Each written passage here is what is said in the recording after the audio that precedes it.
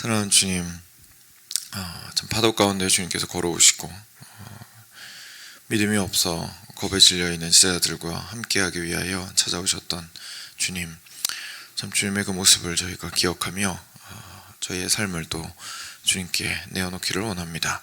이 아침 먼저 기도로서 시작하며 하나님께 저희의 시선과 시야를 집중시키기를 원합니다. 주님께서 이 땅 가운데에서 함께 하시지 않는 것 같아서 빈배에 탄 제자들과 같이 겁에 질려있는 우리들이 이 아침 주님 앞으로 나아오니 주여 당신의 모습을 드러내시고 주님께서 어떠한 분이신지를 저희가 깊이 깨달아 가면 갈수록 더욱더 흔들리지 아니하고 굳건하게 이 땅에서의 주어진 삶을 살아가도록 은혜를 베풀어 주시기를 간절히 간구드립니다.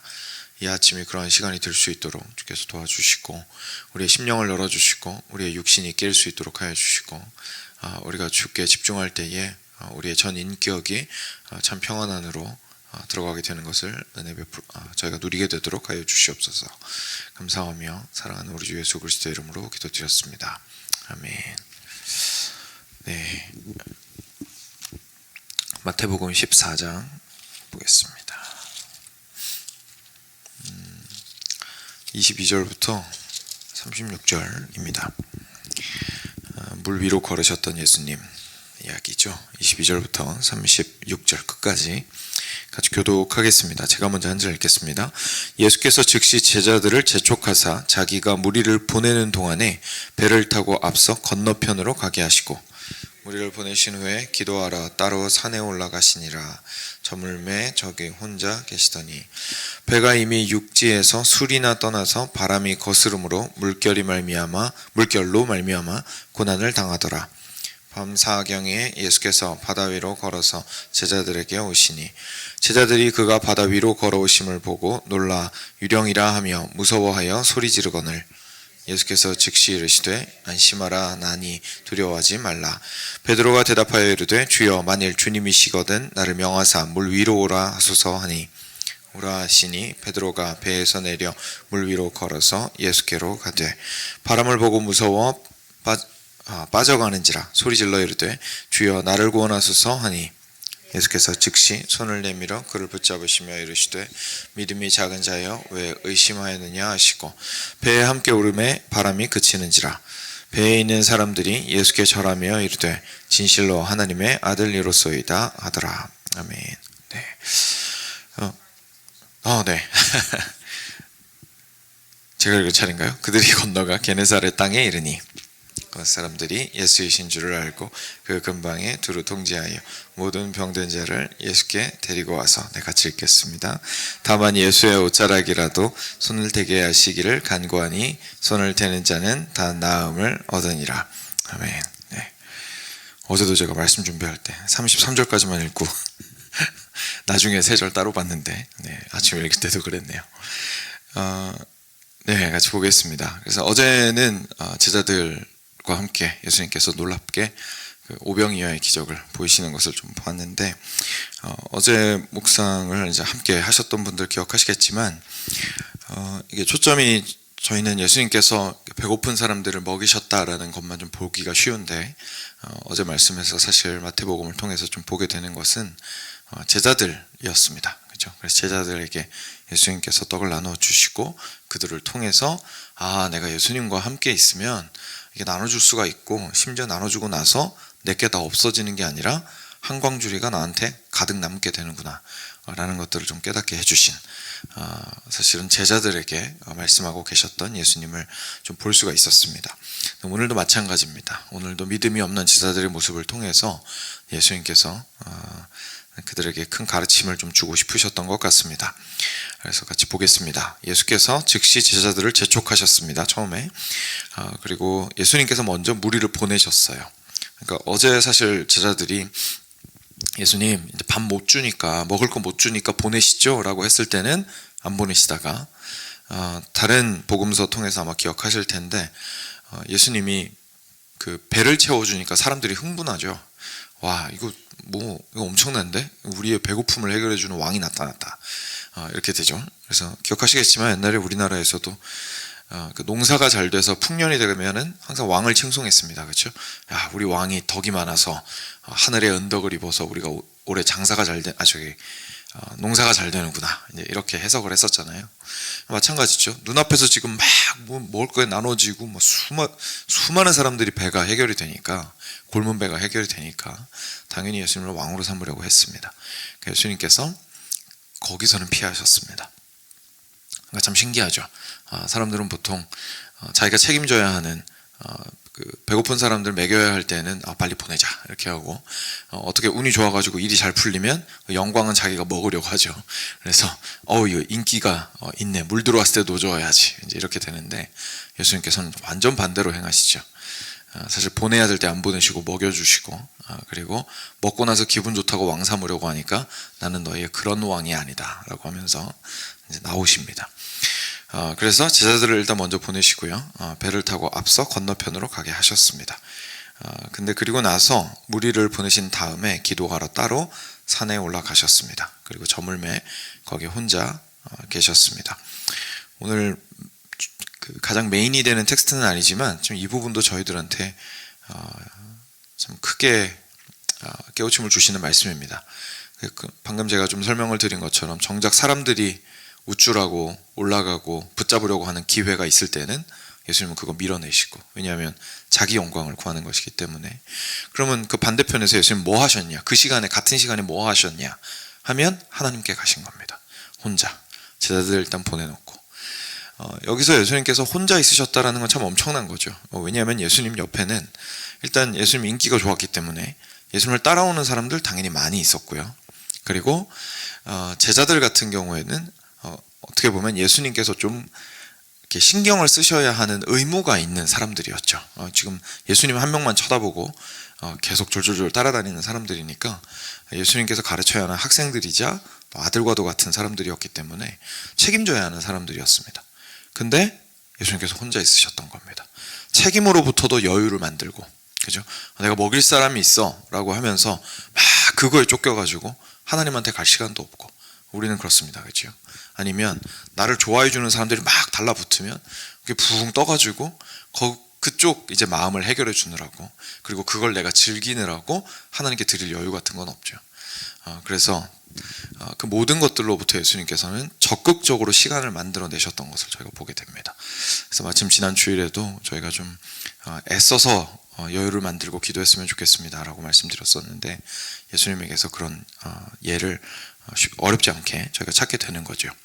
그래서 예수님은 혼자 가셔서 기도하셨습니다. 근데 그때 무슨 일이 있었냐면 24절에 제자들이 탔던 배가 이미 육지에서 술이나 떠나게 되었고, 그래서 그 바다 중간으로 들어가게 되었죠. 갈릴리 바다. 근데 그때 역풍이 불었습니다. 바람이 그들을 거슬렀습니다. 그래서 그 물결이 너무 세져서 굉장히 어려움을 겪게 되었습니다. 밤 4경에, 새벽 3시 이후를 얘기합니다. 새벽 3시부터 한 6시까지 얘기하는 건데, 그래서 한창 제일 졸리고 힘들 때죠. 그때 깜깜할 때 밤 4경에 그 제자들을 보시고 예수님께서 물 위로 걸어서 오셨습니다. 그 제자들이 예수님께서 걸어오신 것을 보고 너무 깜짝 놀랐겠죠. 그래서 믿을 수가 없으니까, 그리고 이런 일이 일어난다라는 게 이렇게 머릿속에서 해석이 안 되죠. 그러니까 자기들이 평소에 했던 생각대로 그냥 말을 뱉는 거죠. 유령이다! 소리 지른 겁니다. 그래서 유령이라고 하면서 무서워서 소리 지르고 있었습니다. 예수님께서는 그 즉시 그 말을 듣자마자 말씀하십니다. 안심하라, 나니 두려워하지 말아라. 네. 일단 여기까지 저희 좀 볼까요? 여러분, 제자들이 이제 가고 있는데요. 거기에서 이제 역풍이 불었습니다. 그리고 그걸 보시고 예수님께서 사람으로서는 가장 기대할 수 없는 시간에, 그죠? 4경에 새벽 3시부터 6시까지 뭐 누가 움직이겠습니까? 가장 기대할 수 없는 시간에 예수님께서 아무도 와달라고 말한 것도 아닌데 당연히 왔으면 좋겠다라고, 스승님이 함께 계셨으면 좋겠다라고 마음으로만 생각했겠죠, 제자들이. 근데 그때에 예수님께서 직접 가시면서 그 가시는 과정 속에서 물을 걸어서 가시게 됩니다. 그러니까 예수님께서 그 자연을 초월한 사람이라는 분이, 자연을 초월한 분이라는 사실을 보여주시는 장면입니다. 그래서 그렇게 갔는데 제자들의 반응이 사실 저희들 반응 보는 것 같은 거죠. 여러분 저희는 항상 뭐 이건 어쩔 수가 없습니다. 그렇죠? 이게 아는 것에 한계가 있기 때문에 저는 항상 알고 있는 수준에서 상황을 보고 판단합니다. 그리고 알고 있는 수준에서 깜짝 놀랍니다. 알고 있는 수준에서 두려워 떱니다. 어쩔 수가 없습니다. 그렇죠? 이건 많이 아는 사람도 마찬가지죠. 많이 아는 사람은 상대적으로 좀 덜 두려워하고 상대적으로 좀 덜 괴로워할 수는 있겠죠. 어쩌면 명확하게 보는 것들이 많으니까요. 그럼에도 불구하고 그 사람에게도 보지 못하는 부분이 있으니까요. 결국 자기의 범위를 넘어선 일이 발생을 하게 되면 결국은 자기가 아는 수준 안에서 볼 수밖에 없습니다. 그래서 이제 저희가 주로 얘기하는 것이 역사를 아는 것이 중요하다 뭐 이런 얘기 하는 거잖아요. 저희 한 명의 경험으로는 도저히 앞에 것이 판단이 잘 안 되니까 옛날 일들까지 다 끌어모아 가지고 내가 이해를 좀 해야 이제 앞에 일들이 그나마 좀 제대로 해석이 되는 거죠. 근데 우리 모두 알다시피 역사가 또 반복이 되기도 하지만 새로운 일들이 또 생기기도 하기 때문에 저희는 당황할 수밖에 없고 놀랄 수밖에 없습니다. 그런데 그렇게 놀라고 당황할 때 예수님께서 다가오세요. 저희는 보통 그거 보고 유령이다라고 소리 지르는 거죠. 예수님께서 내가 두려운 상황 가운데 그 문제를 해결해 주려고 오시는데 예수님 몰라보고 예수님을 향해서 유령이다라고 소리 지르는 거예요. 나중에 알고 보면 예수님이셨어요. 나중에 알고 보면 그 어려운 상황 가운데 내가 조금 견뎌야 했었고 주께서 나를 훈련시켜 나가시는 과정이었고 그리고 주님이 날 버리신 게 아니라 함께하기 위하여 오셨던 것을 저희가 기억하게 돼요. 그런데 막상 예수님 찾아오실 때는 유령이라고 소리 지르는 거죠. 근데 생각해보면 참 아이러니한 게 있습니다. 여러분 지금 배 태워서 바다로 보내서 바다 한복판쯤에 그 속도를 계산할 수 있잖아요. 이 뱃사람들은 이 정도 배 타고 가면 몇 시쯤에 어디 도달할 거라는 거 다 알 거 아닙니까? 그죠? 대략적인 상황을 아니까. 그러면 밤 사경쯤에 제자들이 바다 한복판에 있을 건 너무 뻔히 아셨을 겁니다. 예수님께서는. 근데 지금 제자들이 그 바다로 나가 있는 이유가 뭡니까? 예수님이 배 태워 보내셨잖아요. 그렇지 않습니까? 처음에 예수님이 배 태워 보내셨잖아요. 예수님께서 제일 먼저 재촉해서 제자들을 보내셨거든요. 그 예수님이 거기로 내모신 거예요. 너 먼저 가. 그리고 먼저 두신 겁니다. 홀로 내버려 두신 거죠. 여러분 어제 말씀이랑 되게 매칭이 되죠. 어제 말씀에도 제일 먼저 물어보시잖아요. 니네가 죽어라. 그러니까 뭘 깨닫게 하시는 거죠? 예수님이 없을 때 내가 누군지를 깨닫게 하시는 겁니다. 예수님께서 바다로 먼저 보내시잖아요. 예수님이 없을 때 제자들이 누군지를 스스로 깨닫게 하시는 거죠. 근데 그리고 나서 가장 기대할 수 없을 때 오병이어 밖에 없을 때 예수님께서 그거 나한테 가져와 얘기하십니다. 근데 오늘은 이 부분이 달라졌죠. 전혀 기대할 수 없어서 두려워할 수밖에 없을 때 니네가 나한테 가져와도 아니고 예수님께서 물이라도 걸어서라도 그들을 향해서 가시는 것을 저희가 보게 됩니다. 그리고 예수님께서 그들과 함께 하시게 되죠. 사랑하는 여러분, 우리가 보통 상황을 가지고 판단을 많이 하려고 합니다. 그리고 우리가 하나님의 뜻을 판단하는 데 있어서도 우리가 하나님께서 문을 열어주셨다 막 이러면서 저희가 생각하는 상황의 형통함을 가지고 예수님이 함께 하신다 함께 하시지 않는다를 판단하려고 할 때가 참 많이 있거든요. 근데 사실 많이들 아시겠지만 상황의 형통함이 그것을 설명해 주지는 않습니다. 왜냐하면 예수님께서 우리를 배 타고 갈릴리 바다로 내보내실 수 있거든요. 그리고 사경까지 기다리실 수 있습니다. 그리고 사경이 되었을 때에서야 비로소 나타나실 수 있는 겁니다. 때로는 적극적으로 물어보실 수 있습니다. 네가 줘 봐봐 한번 해보자 우리. 그죠?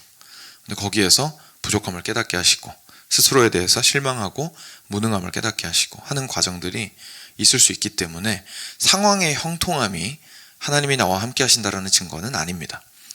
반대로 상황의 어려움이 내 신앙의 엉망이라는 뜻도 아닙니다.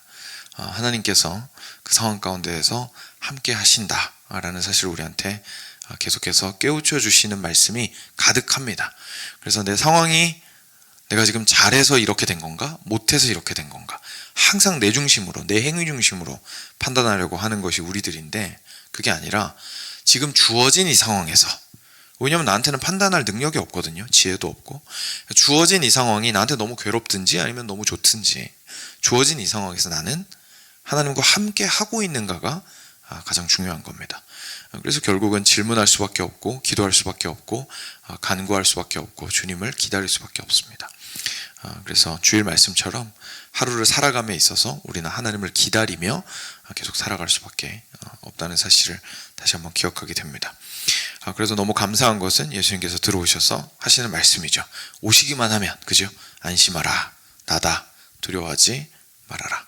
그러니 결국 너희들이 지금 이 상황에서 제일 필요한 건 나다. 그래서 오병이어를 나한테 가지고 오라고 하셨던 것처럼 내가 왔으니 이제 더 이상 두려워하지 말거라 라고 얘기하시며 우리를 안심시켜 주십니다. 그리고 나서 이제 또 다른 사건이 생깁니다. 베드로가 소리칩니다. 주님, 만일 주님이시라면 나를 명하여 물 위로 오라고 하여 주십시오. 오라 라고 하시죠. 베드로가 배에서 내려 물 위로 걸어서 예수님께로 가기 시작합니다. 바람을 보고 무서워 근데 빠져가기 시작했습니다. 그래서 소리를 질렀습니다. 주님, 나를 구원하여 주십시오. 그랬더니 예수님께서 그 즉시 손을 내밀어서 그를 붙잡으시면서 말씀하십니다. 믿음이 작은 자여, 왜 의심하였느냐. 무슨 얘기일까요? 여러분, 사실 어제 12광줄이 남은 거랑 어떻게 보면 반복되는 이야기입니다. 예수님께서 이렇게 오병이어에서부터 출발해서 백성들한테 다 나눠주시고요. 12광줄이 안 남겨도 상관없었습니다. 어차피 다 배불리 먹었잖아요. 예수님께서 그 12광주리를 주신 이유는 결국은 내가 예수님과 함께 있을 때 내 거 다 내놓은 줄 알았지만 더 풍성하게 누리게 될 수 있는 거구나. 내가 가진 것보다 더 많은 것들을 차고 넘치게 채워주시는구나 라는 것을 경험하게 하신 거거든요. 이것도 마찬가지입니다. 예수님께서 그냥 배 타시고 나서 이제 잠잠하고 이제 끝나는 것이 아니라 그 전에 무슨 일이 있었냐면 베드로가 먼저 소리 지르는 거죠. 예수님, 만약에 주님이시라면 제가 예수님 제자이지 않습니까? 예수님 따라가는 사람이지 않습니까? 그러면 예수님이 하신 거 저도 똑같이 하게 해주세요. 이 말입니다. 그렇죠? 예수님 하신 거 저도 똑같이 하게 해주세요. 그냥 단지 제가 졸졸졸 따라다니는 제자로서만 남아있는 것이 아니라 한광줄이 풍성하게 채워주신 것처럼 저도 좀 더 넘어서서 above and beyond, 좀 넘어가서 선을 넘어가서 예수님이 하신 거 저도 좀 하게 해주세요. 근데 놀랍게도 예수님이 허락하십니다. 그렇죠? 여러분, 저희가 항상 베드로의 믿음만 보는데요, 저희가 좀 놀라야 되는 건 예수님이 허락하신데 사실 놀라야 됩니다. 그렇지 않습니까? 아니, 사람이 물을 걷겠다는데 예수님께서 야, 뭔 소리야, 무모한 짓 하지 마. 그죠? 내가 너를 사랑해서 그냥 나만 믿고 잘 따라오면 되지, 애만 짓 하지 마 라고 하실 수 있거든요. 근데 예수님께서 뭐라고 그러시냐면 그래, 한번 나와봐 라고 하시는 거예요. 그래서 베드로가 실제로 나왔습니다. 그리고 물을 걷기 시작합니다. 그건 무슨 뜻이죠? 예수님께서 원하신다는 거예요. 우리가 예수님같이 살아가기를. 우리가 예수님과 같이 살아가기를 예수님 원하시는 거예요. 그냥 어리광을 받아주는 게 아니거든요. 그래, 뭐 네가 그렇게 하고 싶으면 해봐. 이게 아니라 그래, 그게 맞아, 우리 같이 가자. 내가 물을 걸어서 너희에게 와서 너희를 안심시키러 왔던 것처럼 너네도 물을 걸어야 할 때가 올 수도 있어. 우리 같이 물을 좀 걸어보자, 나와라 라고 얘기를 하시는 거예요. 베드로 걸었어요. 실제로. 얼마나 감격적인 순간입니까? 그죠? 근데 여기서 또 다시 한 번의 가르침을 주시는 거죠. 예수님을 향한 시야를 잃어버리자마자 물에 빠지기 시작합니다. 이 물에 빠졌던 이유를 여기서 뭐라고 얘기하고 있냐면 바람을 두려워하여 라고 얘기하고 있습니다. 그렇죠? 배에서도 바람이 두려웠습니다. 배에서 나왔을 때도 당연히 바람이 두렵습니다. 우리가 예수님 따라간다고 해서 역풍이 없는 게 아니라는 얘기입니다. 역풍이 무조건 있습니다. 믿음으로 그 물 위를 걷는 것이 너무 대단하게 느껴져서 바람이 없을 거라고 우리가 보통 착각하는데 그게 아닌 거죠. 바람도 있고 물살도 있습니다. 그리고 거기에서 중요한 것은 결국 예수님을 바라보았을 때는 걸을 수 있고 바라보지 못했을 때는 걸을 수 없다는 겁니다. 다시 한번 말씀해 주시는 겁니다. 예수님과 함께하는 것이 가장 중요하다. 예수님과 함께하는 것이 항상 중요하다. 그리고 여기까지 묵상을 하고 나니까 예수님께서 가장 처음에 하나님을 만나러 산에 혼자 가셨던 게 좀 새롭게 다가오는 거죠. 예수님께서도 항상 하나님과 동행하고자 애쓰셨던 겁니다. 그리고 그 과정들을 계속해서 제자들에게 다양한 방법으로 가르쳐 주시는 거죠. 얘들아, 진짜 중요한 게 뭐냐면 나랑 같이 있는 거야. 그래서 없다고 느껴지면 구해라. 모르겠다고 생각하면 물어라. 안 보인다고 생각하면 찾아라. 계속해서 나와 함께 있고자 하거라 라고 예수님께서 말씀하시는 겁니다. 그래서 믿음이 작은 자여 라고 하시는 겁니다. 그래서 사랑하는 여러분, 여기서 진짜 절대 오해하면 안 되는 게 나한테는 대단한 능력이 있어 라는 게 믿음이 아닙니다. 여기서 믿음이 작은 자여라고 얘기한 건 누굴 못 믿은 겁니까? 예수님을 못 믿은 걸 얘기하는 겁니다. 예수님을 끝까지 바라보아야 하는데 예수님 안 바라보고 바람을 본 것에 대해서 책망하시는 겁니다.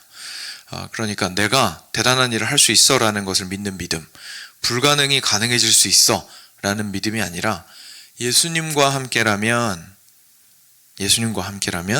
무엇이든 할 수 있어져. 그러니까 예수님을 초점에 맞추는 믿음을 이야기하시는 겁니다. 그래서 믿음이 작은 자여 어찌하여 나를 의심하였느냐죠. 나를 의심하였느냐.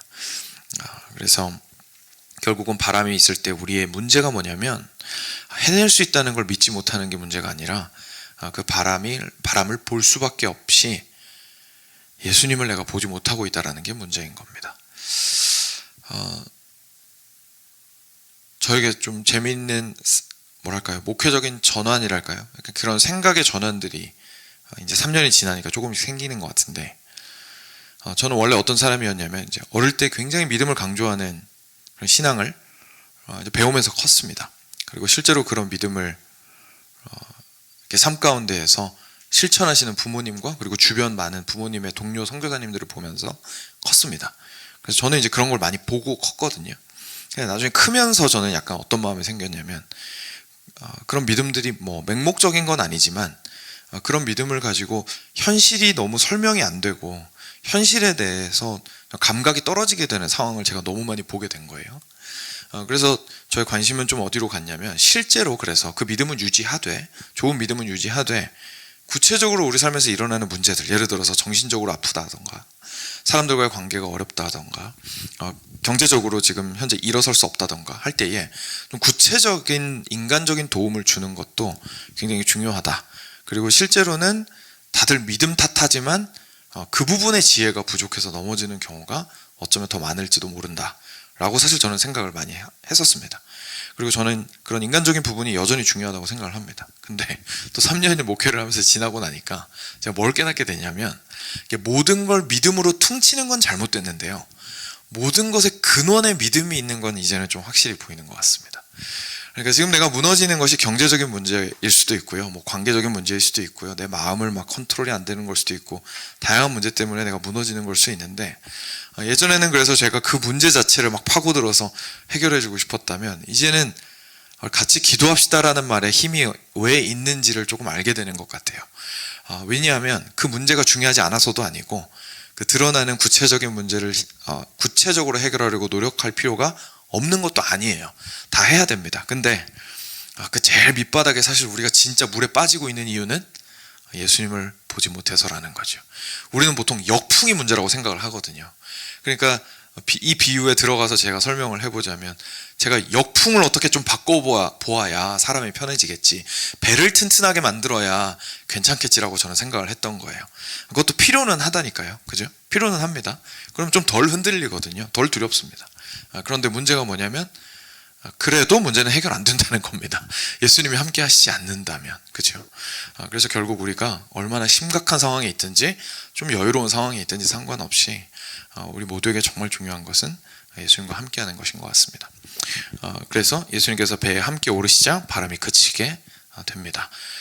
우리 역시 결국 바람이 그치게 되든지 아니면 물 위를 걷게 하시든지 모든 것은 그리스도와 함께 할 때 가능하다는 것을 꼭 기억해야겠습니다. 그래서 33절 마무리가 이렇게 됩니다. 사람들이 예수님한테 그제서야 깨닫고 절하면서 진실로 하나님의 아들이십니다 라고 하면서 이야기가 끝납니다. 우리는 내가 뭐 해야 될지에 항상 너무 초점을 맞추는데요, 제일 중요한 건 나는 그냥 지혜롭게 살면 되고요, 제일 중요한 건 예수님이 하나님의 아들이셔서 예수님과 함께 하는 것만이 주의 길을 따르는 길이라는 것을 기억하고 붙드는 것입니다. 그래서 예수님이 누구신가가 뜬구름 잡는 소리가 아니라 사실 우리로 물로 걷게 하고 그리고 배 탔을 때 그 풍랑을 잠잠케 하는 진리라는 것을 저희가 기억하면 좋겠습니다. 네, 시간이 많이 되어서요, 이어지는 부분은 그냥 종합적인 부분이라고 생각을 하시면 되고, 한 가지 힌트만 좀 드리고 마무리를 하면, 지금 건너가신 땅이 게네사렛 땅입니다. 근데 이 게네사렛 땅에 있는 사람들은 이제까지 불신의 모습을 보여주었던 제자들과 달리 참 예수님을 사랑하고 믿는 모습을 잘 보여준 땅이었습니다. 그래서 그 게네사렛 땅에서 예수님께서 기쁨으로 사역하시고 많은 사람들이 예수님께 나와서 실제로 나음을 입었던, 다시 말해서 예수님께서 배에 타시니까 풍랑이 잠잠해진 것처럼 자기 삶의 풍랑이 잠잠해지는 것을 경험했던 그런 사람들입니다. 그래서 그렇게 하면서 이제 14장이 마무리가 되는 거거든요. 그래서 사랑하는 여러분, 저희가 그리스도를 계속 이렇게 쫓아가는 사람들로서 여기서 누구든지 예수의 옷자락을 만지는 자마다 다 나음을 입었더라 라는 이 말씀, 사실 나음 이름이 이 구절에서 왔습니다. 이 구절 보고 저희가 아내랑 기도하면서 태명으로 지었다가 이제 나중에 실제 이름으로 된 건데, 그래서 저한테 참 소중한 구절인데 다음에 기회가 있으면 또 나누죠. 그래서 저희가 예수님을 계속해서 동행함으로 바라보는 것이 실제로 저를 낫게 하고 평안케 하고 바람을 잠잠케 하고 심지어 물을 걷게 한다는 것을 저희가 오늘 깊이 좀 깨닫고 주께로 나아갔으면 좋겠습니다. 네, 함께 주님께 나아가겠습니다. 주님